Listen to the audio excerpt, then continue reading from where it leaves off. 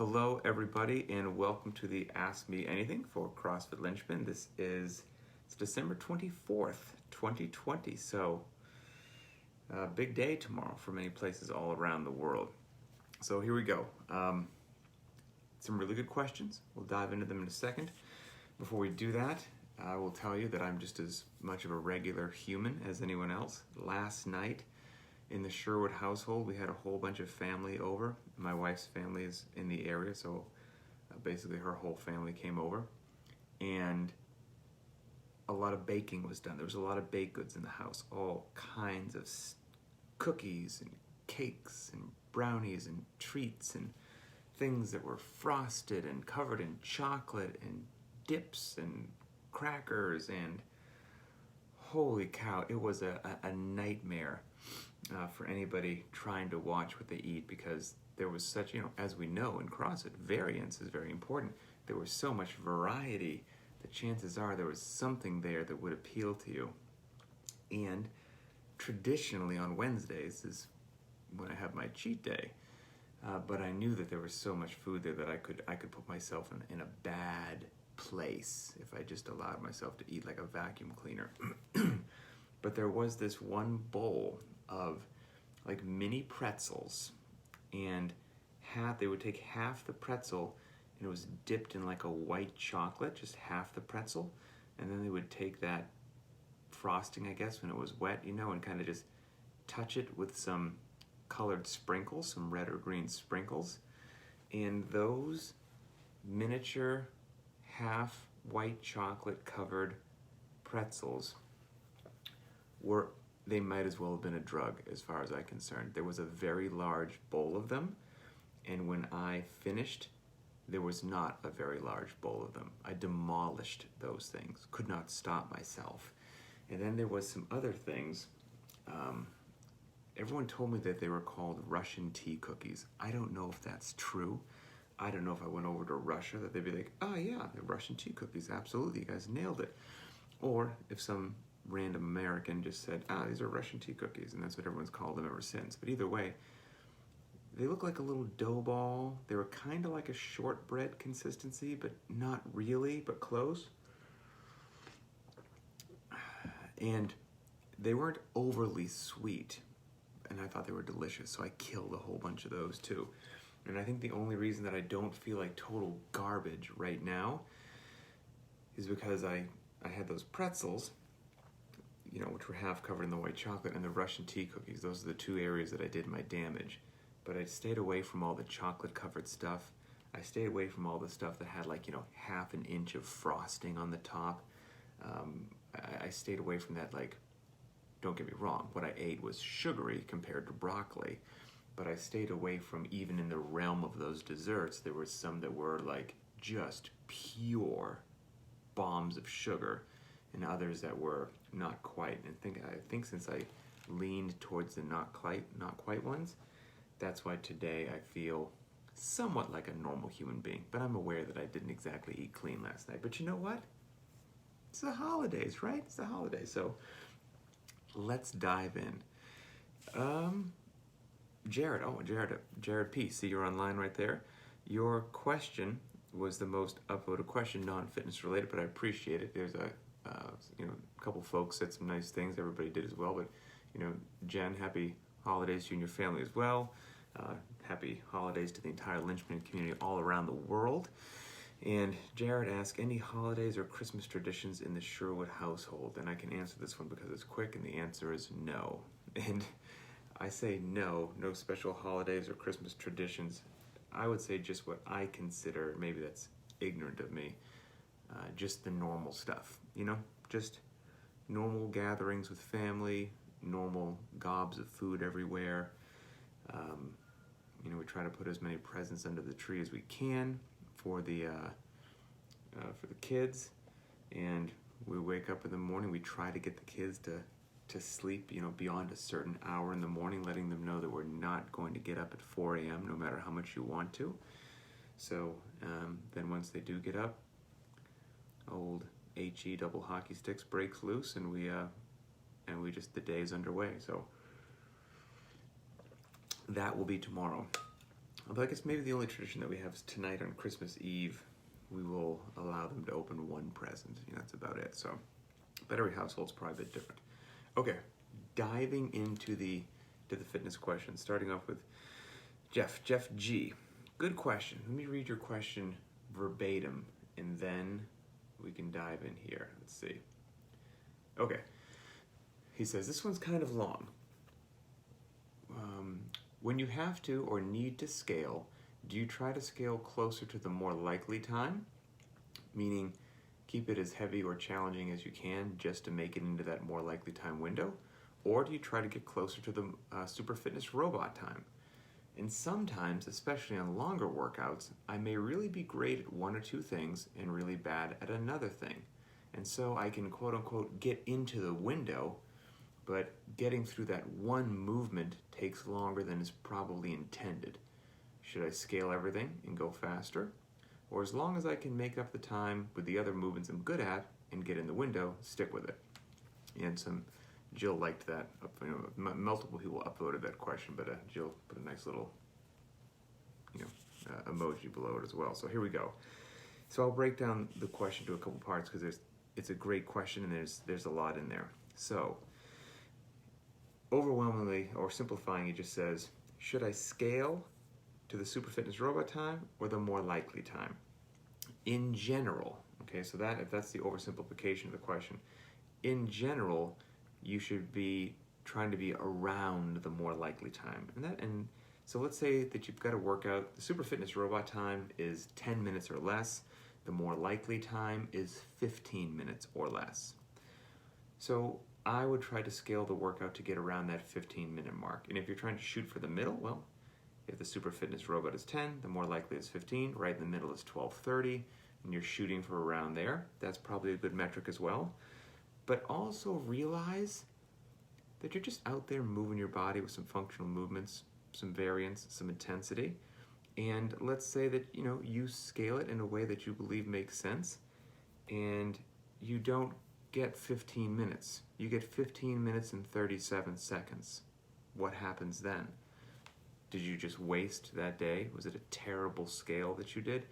Not at all, but the human brain can do weird things, right? Because since the time 15 minutes was written down there, and you missed it by 37 seconds, you're like, I did everything wrong, wasn't a good workout, scaled it incorrectly.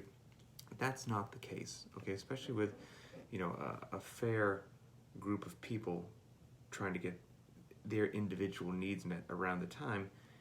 If you're close like that, I still call that a win, and I would assume that you learned something that day about what the workout looked like, what the rep scheme was, what the loading was, what the interference was like, what your capability was, and the next time that a workout comes up, you are a more experienced, more intelligent athlete with more tools in the toolbox to go ahead and do an even better job scaling. So taking a bit of pressure off yourself to scale beautifully and perfectly, and I hit the times and it was a win, or I didn't hit the times and I messed it up, there's a lesson there that people could benefit from. So that's kind of part number one. So now let's go to part number two. And I like the example. And he gives the example of a longer workout, but it doesn't have to be a longer workout. The example he gives is, let's say that there's a longer workout, there's multiple movements in the workout, and I'm really good at a couple of them, and one I'm really not good at, I struggle with. But I'm so good at those two movements that I might be able to still make the cutoff time of the more likely time. But since I'm really bad at one of those three movements, it feels like I'm spending in a disproportionately large amount of time on this one movement, and that's probably not what was intended. Therefore, what should I do? Should I scale that movement that I struggle with so that I seem to disperse my time and my effort a bit more evenly? I like that question. I think it's probably on a lot of people's minds. So let's see. Let's give an example, since you said there's three movements. Let's say there's three movements. You're good at two of them. You're bad at one of them. So let's make a triplet. Here's the triplet that we're going to make. 21, 15, 9 reps for time. Front squat, handstand push-up, chest to bar pull-up. Okay? 21, 15, 9, front squat, handstand push-up, chest to bar pull-up. And let's say that you're just fine at the front squats and you're just fine at the chest to bar pull-ups, but you really struggle with handstand push-ups. Okay, and so now looking at 21, 15, 9, 45 total, starting off with a big set of 21, it's going to take you a very long period of time. So now, how should we scale this? This is exactly what he's describing. I'm great at 2 movements, I'm bad at 1, I'm going to spend a disproportionately large period of time doing the handstand push-ups, standing around. Should I scale them? What's the fear, right? Okay, so if your handstand push-ups are very slow and they'll be broken up, the fear is most likely, since you're standing around, that's going to reduce your intensity. We understand that intensity is a critical component to driving your fitness forward, and that's doing work and doing work as quickly as you safely can, given your capacity as an athlete, and therefore the set amount of work is 21, 15, 9, front squat, handstand push-up, chest to bar pull-ups, and if you take a shorter period of time, your intensity and power goes up. Take a longer period of time, your intensity and power goes down. So things are going great with the front squat, great with the chest to bar pull-ups, and all of a sudden your time and intensity seem to go into the toilet because instead of doing handstand push-ups, you're staring at the wall, shaking out your arms, wondering when you're going to be able to do the next one, and thinking, should I have scaled it? Okay, so I understand that's most likely the fear, and it's a valid fear. Maybe concern would be a better word. But then now I would ask you, why are the handstand push-ups broken up? Why is it that you're staring at the wall, right, and not doing handstand push-ups? And it's most likely because you need to work on them, because you're not quite there with your handstand push-up capacity. And so exactly what you need to do is more handstand push-ups. And perhaps in a workout like this one that we just described, you could allow yourself that time to work on your handstand push-ups. And now I understand that that's going to reduce a bit of the intensity that day, right? And this is where this has to become kind of like a discussion that fosters some thought and interaction, rather than I'm going to tell you the one correct answer and that is it, period. It's an absolute and there's no wavering, because that's not the case. If you can't do if you can do handstand push-ups, you can do them safely, you're strong enough, but just it takes you a while to recover, that's one thing. If you can do some, but they're like ugly kipping and you don't have the strict strength yet and your head crashes back down to the ground, that's something totally different. No, you absolutely should not do handstand push-ups like that in a workout in any way, shape, or form. Scale, modify 100%. But if you can do appropriate, safe handstand push-ups, but they just take you a bit, okay, well now we're into the realm of, I'm not against you allowing yourself just to do the 21, 15, 9, and that becomes a day that you worked on exactly what you needed to work on to fill a little bit of a hole in your fitness, and that's just fine. Because here's the deal. Yes, it may lower a bit of intensity, I get that. But chances are that there weren't handstand push-ups in the workout the day before, and there won't be handstand push-ups tomorrow in the day after. And so maybe you can depress the gas pedal a little bit more the day before and a little bit more the day after, right? Can't go 100% every day anyway. So maybe this can be the day that you allow yourself, when you looked at the week's workouts, okay, Monday's a good day for me to press the gas here. Yep, Friday I can do it as well. Ooh, Wednesday's a 21:59. It's got some handstand push-ups in it. You know what? That's just where I need to be. That's just where I need to work. That's going to be my moderate or lower intensity day, and I'm going to do the handstand push-ups, and that's fine, and that's great. And that's probably not a decision that a new CrossFitter would have the knowledge base to make. But again, that's the entire point of these conversations, these AMAs, to educate the CrossFit community in general, but obviously specifically Linchpin, so that you can make these really good decisions and navigate the workout in precisely the most beautiful way for where you are.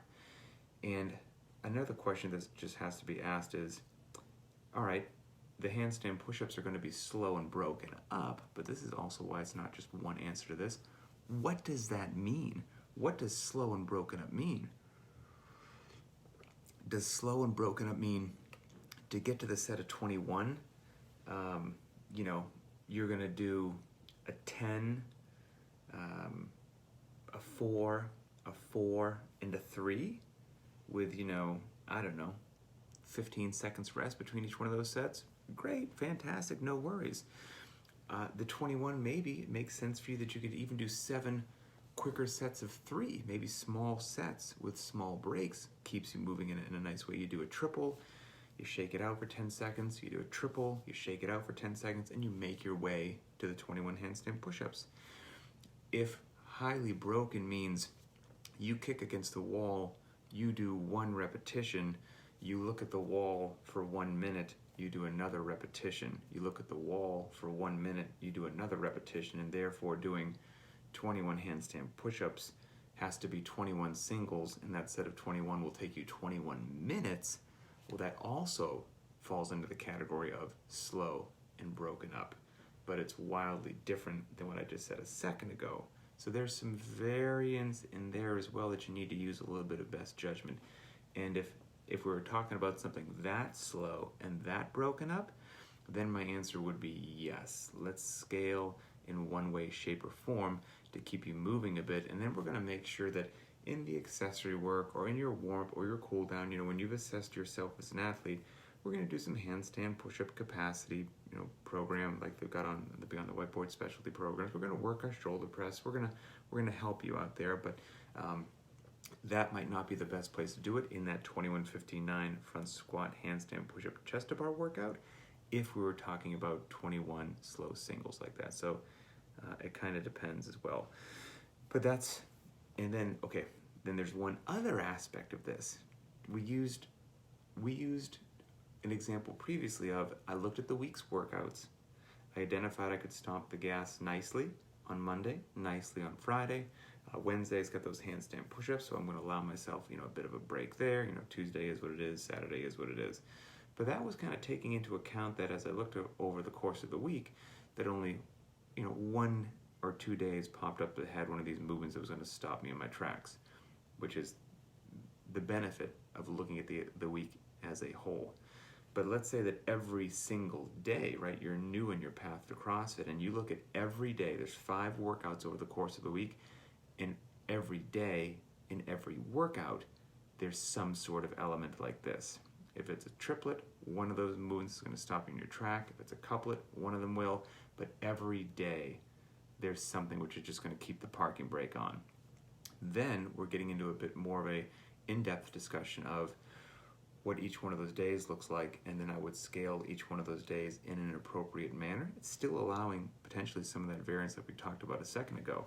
I might scale a couple of days over the course of the week so that you just move at a nice, quick, even pace through the entirety of the workout. And then on some other days, we might allow those days for you to have those pauses and to slow down, and it becomes a bit more of a skill or capacity building session depending upon what that movement happens to be. So depending upon whether you look at the week, that there's a day or two that contains workouts that are going to stop you in your tracks, or does every day contain something? And that's why it's not just a one-size-fits-all super easy answer. It has to be catered to each athlete, and each athlete, through these conversations and through the videos that we post every day with the workouts, every time you consume some information like this, that you dive into the CrossFit Journal, you get a little bit better at making these decisions. So hopefully that helps. It was a fantastic question, and scaling is cool. Scaling is one of the most important things any athlete or coach can learn, and it is something that we talk about regularly at Linchpin because I don't feel the subject of scaling gets the respect that it deserves. Everybody should be striving to become very competent and very capable at scaling and modifying workouts. It really is like a ninja level skill. It's fantastic. Okay, next one. Relatively short one here from Chris. Chris just wants to know, Chris L., any daily rituals? Not really, other than, I do my absolute darndest to read 10 pages of nonfiction every day. And I hate to admit it, but some days that's even tough to do, just to read 10 pages, because life is just, it's moving. And I try to read something each day, again, nonfiction that will engage my brain and my thoughts and my actions, and get me focused on becoming a better, more capable person, right? Kind of improving the self, if you will. I think we've all experienced, I shouldn't speak for anyone else, I was going to say, but I've had very little success in my life changing other people. I'm not talking about fitness right now. I can change other people regarding fitness as long as they have a level of compliance and stick with it. You know, I'll improve your deadlift and your running and your pull-ups. I can improve your fitness and health. I mean changing other people when it comes to whether or not they're kind, whether or not they're generous, whether or not they have integrity, whether or not, you know, all those kind of like character traits. You know, if you have somebody that you work with or a friend or a family member that, you know, you see struggling and it drives you nuts in a certain way, I've had very little success changing other people. I don't really know if you can. And so I'm somewhat of the opinion that if everyone just worked on making themselves a better human being, that would still get to the end result, because I can't change anybody else, but I can hopefully change myself. And then the hope is if my actions or words or deeds or values or whatever improve, that hopefully those actions, people can see them and they manifest change potentially in some other people, and it's this thing that helps everybody. And I've been on the receiving end of this as well. I certainly didn't create any of this, that's for darn sure. I'm not that sharp, you know, but I've had people who went down this path of trying to improve themselves in personal development before I did, and I noticed the change. I noticed that they conducted themselves in a different way, in a way that garnered my attention and respect, and I was impressed by it. It made me want to follow suit. And so I'm just trying to do that, and it's a wonderful, fun, and addictive process in a good way, because once you start putting good stuff into your mind, it becomes you crave it. And so I look forward to the 10 pages of nonfiction a day, every day, and if I don't get to do it, it bums me out. So that's about one of my only daily rituals. I used to do 15 minutes of Spanish every single day. I did that for years and years. I mean, like a decade. And I haven't done it with any consistency in probably 3 or 4 years. And that is probably one of my larger regrets, is I wish I could work that back in, because I have a love of languages. I would love to be far better at Spanish than I am. It's one of those use it or lose it kind of things. When I'm on it and I'm dedicated, I would say I'm wonderfully intermediate. But when I fall off, I fall off. And I just think it's a beautiful language. And I wish I could get back into that. But as life's gotten busy and you get the kids and everything else going on, you know, some of my personal things have fallen to the side in order to make sure that other aspects of my family haven't fallen off. And I think everybody deals with those decisions in one way, shape, or form, right? So, yeah, that's kind of that. Okay, Fletcher. Great question coming up here. And by the way, fantastic name, Fletcher. I just think it's a strong name. Okay, let me read your question word by word, Fletcher. Where are you? Fletcher L. All right, here we go.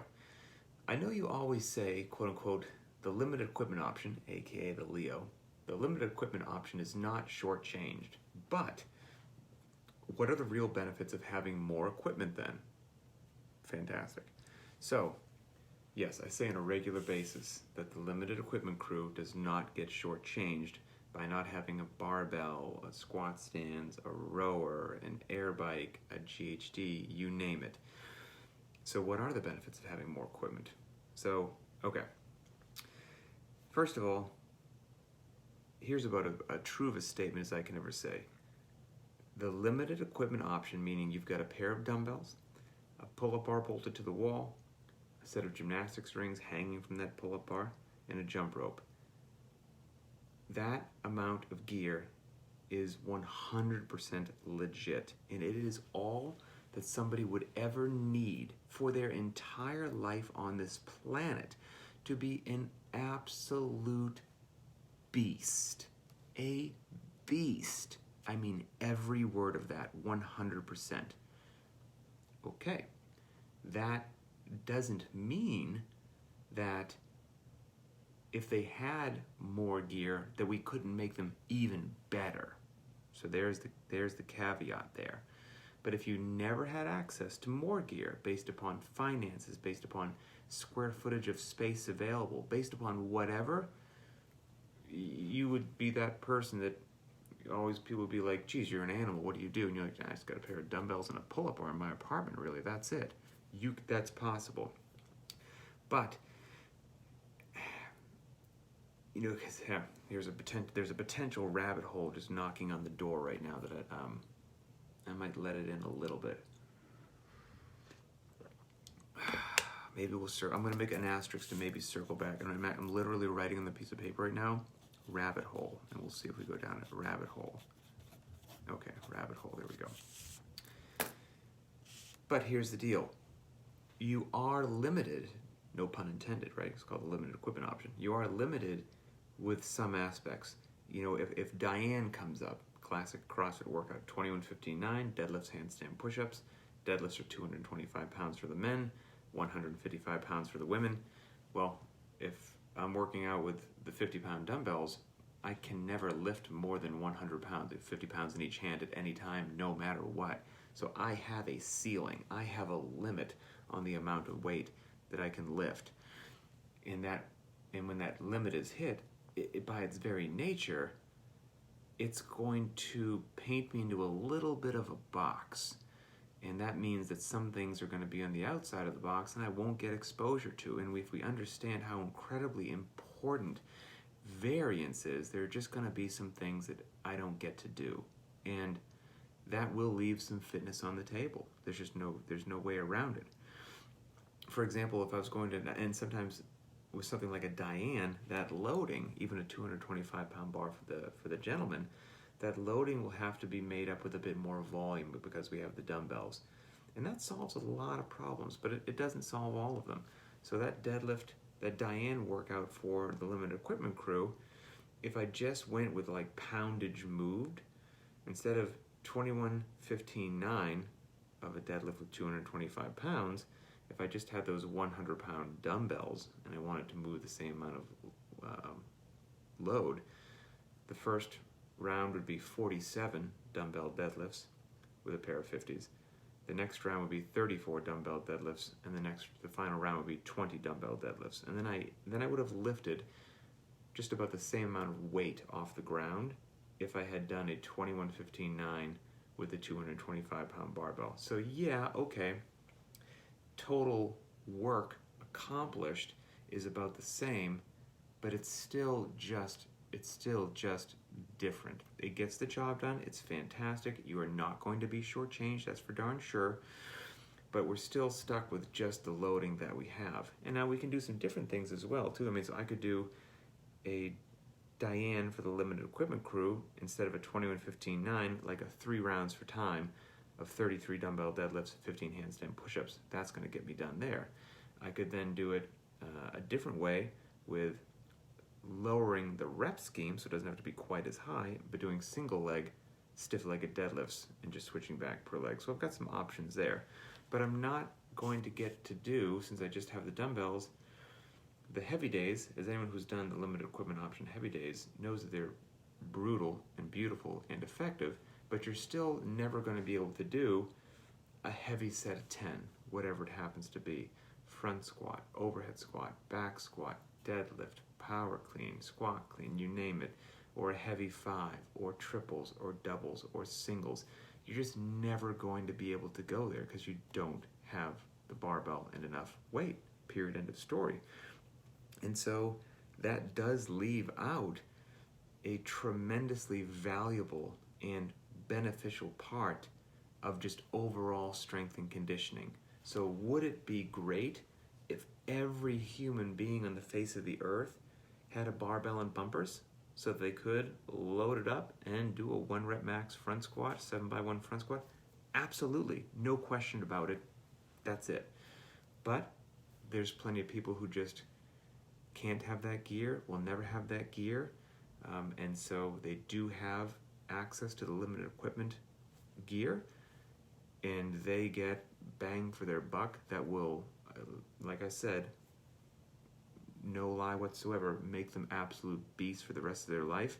But we still could make them even more beasts if we had all kinds of tools and gear and kit available. You know, I'm not sure if it's a perfect example, but we could look at it this way.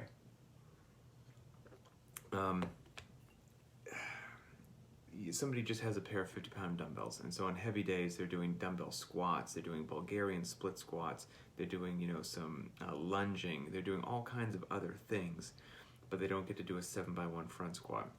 They're doing 7-minute AMRAP of as many lunging meters as you can holding those dumbbells. If you just get a significant capacity of dumbbell lunging in 7 minutes, like you just continue to build up the amount of meters that you can go in 7 minutes holding a pair of 50s or holding a pair of 35s, I shudder to think what you're going to face in the real world, that you won't have legs capable of doing it unless you're trying to,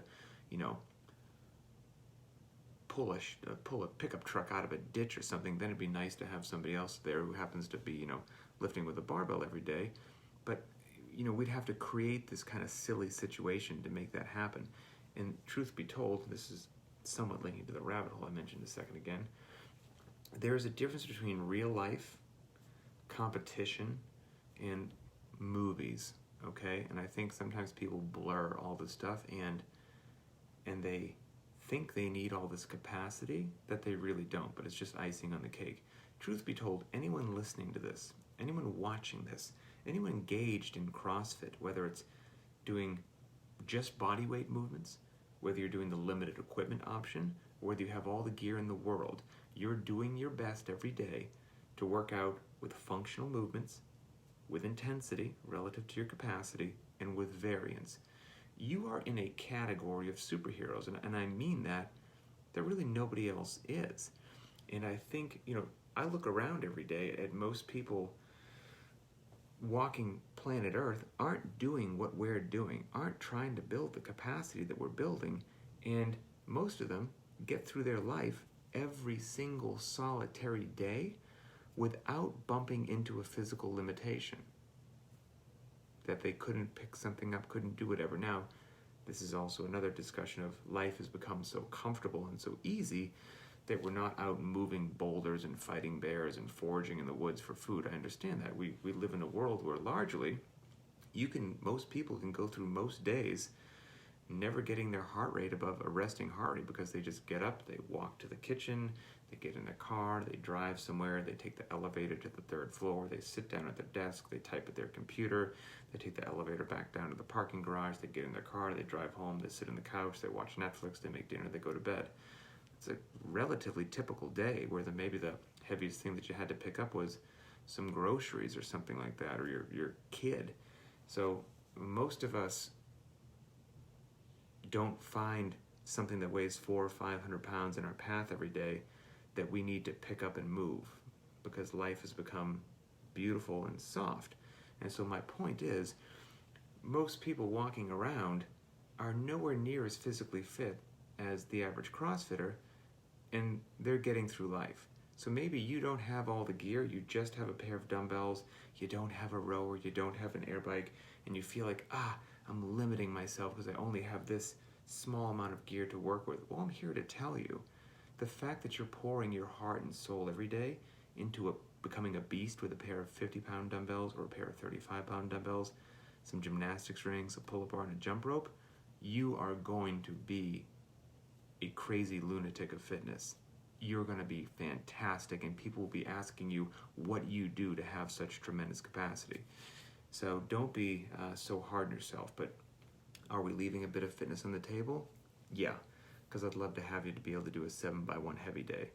But it's we do what we do. We work with what we can work with. Okay, I only put one foot in the rabbit hole, so that's good. I'm happy that we did that. I could have gone really bonkers there for a second. Okay, final question, and then we'll let everybody get on with their lives. This is from Joe, and this question's been asked before, but it's a relatively simple one, so I'll touch on it real quick. And his question just was, do I test the workouts before I put them up? Yes and no. I've been doing this quite some time. I think this is year 16, I believe. And so if you rewind the clock in the past, there'd be a tremendous amount of more testing that occurred. And as hundreds and hundreds of workouts and data points went by, the testing would happen less and less because most of the combinations and loadings and movements from the experience base that I had developed, I had understood how they would come together, what it would do to the body, what it would feel like, what the general time domain would be, and all that good stuff. So if I'm making couplets and triplets and workouts that fall into that broad brush category of high level of familiarity, no, there isn't necessarily a need to test those on a regular basis. And this has been proven to be accurate now years later, that these ones that I make that, let's say, I haven't tested, for example, that workout that I've never done, this workout that we mentioned earlier in the podcast, 21-15-9 of a front squat, handstand, push-up, and chest-to-bar pull-up. Let's say that we made that 135 for the men, 95 pounds for the women. I know exactly how that would feel. I've never done that workout, but I can tell you how it would feel.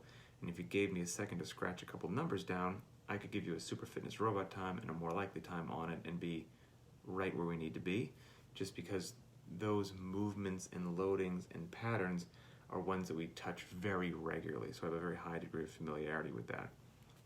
Now, if every now and then I get a workout down, and this happens several times a week for sure, I'm programming out and I come up with something potentially a bit different or a bit newer or a bit whatever, and I look at it, I'm like, ooh, I like that.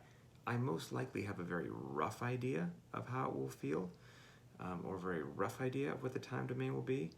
But every now and then, to make sure that it's just how I want it to be, I absolutely walk out into the garage, get warmed up, and while I may not do doing the entire workout may be necessary every now and then, but that's rare. I might do a segment or a round or a certain aspect because I just wasn't quite sure about one particular thing, and then I get the data that I need, come back in, plug it in, and we move forward. And again, that works out wonderful. A place that can be a bit more of a high maintenance or a high touch, or some place that I have to do a much more detailed level of testing much more frequently, would be with intervals.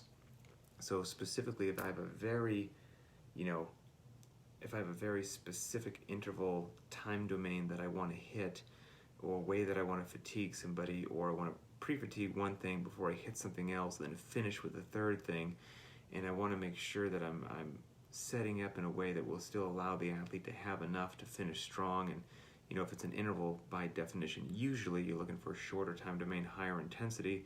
And so if something in there doesn't work right and I slow the athlete down someplace that I don't want to slow the athlete down, then I'm probably not fulfilling the demands of the interval.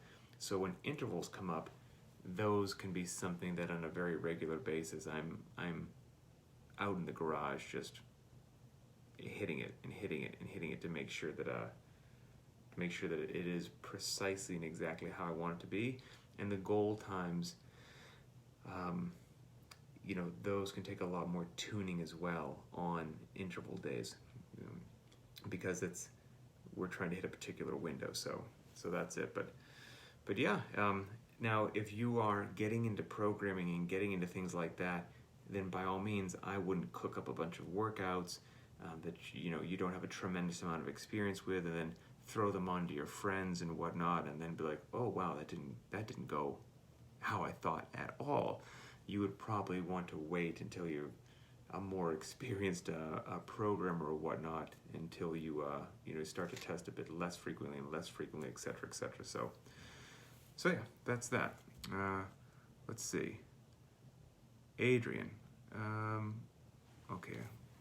I don't know, on my phone here it doesn't say it. Let's say we make this test 13. Does test 13 count as one of those workouts you've already tried out before programming? Does test 13 count as one of the workouts I tried out before programming? Yes. So Linchpin test 13 is basically 400-meter run, 20 burpees, 400-meter run, 19 burpees, 400-meter run, 18 burpees, all the way down to 400-meter run, 1 burpee. If you've got a weight vest, go ahead and wear it, and I believe that comes out to 5 miles of running and about 210 burpees, and that's one of the Linchpin tests. And so Adrian's question is, did I test that one out before I just sent that out to the world? And the answer is yes, I absolutely did. That would be an example of, I knew what it would feel like, even though I'd never done it before. My description will be unscientific, but I knew it was just going to be a miserable, long grinder, a slog, right? I mean, you can keep shuffling your feet, you can keep doing slow burpees, but just how long would it take? Did it need to be modified or tweaked in some way, shape, or form? That's an example of a workout that, I wouldn't know until I actually did it. So yes, I did that one before I went ahead and unleashed that on the world. So yes, not all workouts are the same. Some require more or less experimenting or testing than others. And yes, Linchpin Test 1 was absolutely one of those. So yeah, that's it. A couple just nice things to end here. Just one thing to end. Time always seems to run a bit long, so we'll leave just one shout out. And that is from, Jocelyn, I think I got you last week, didn't I? With the congrats on your handstand push-up. Well, hey, I'll give you congrats again on your first 3 handstand push-ups. And if you are following along with Linchpin and you haven't played with the Beyond the Whiteboard specialty programs yet, I highly encourage you to check them out. When you go on the app and you just open up that initial first home screen, there will be a tab you can click on. It says programs or specialty programs. And they've got how to get your first strict handstand push-up, ring muscle up, pull up, first I think 5 feet of handstand walking, a deadlift capacity program, squat, jerk. They're fantastic, laid out with a high level of detail. You can put them in 2 or 3 times each week. A lot of them are about 8 weeks long.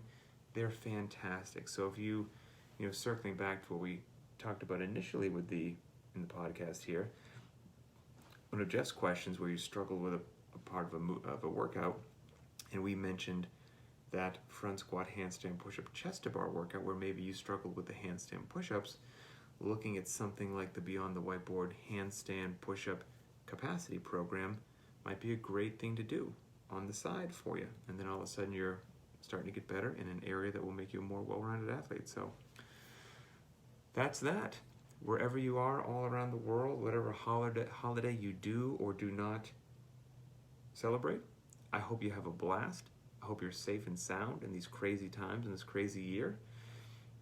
Today is a rest day. I hope that you're taking it, and we'll see you soon.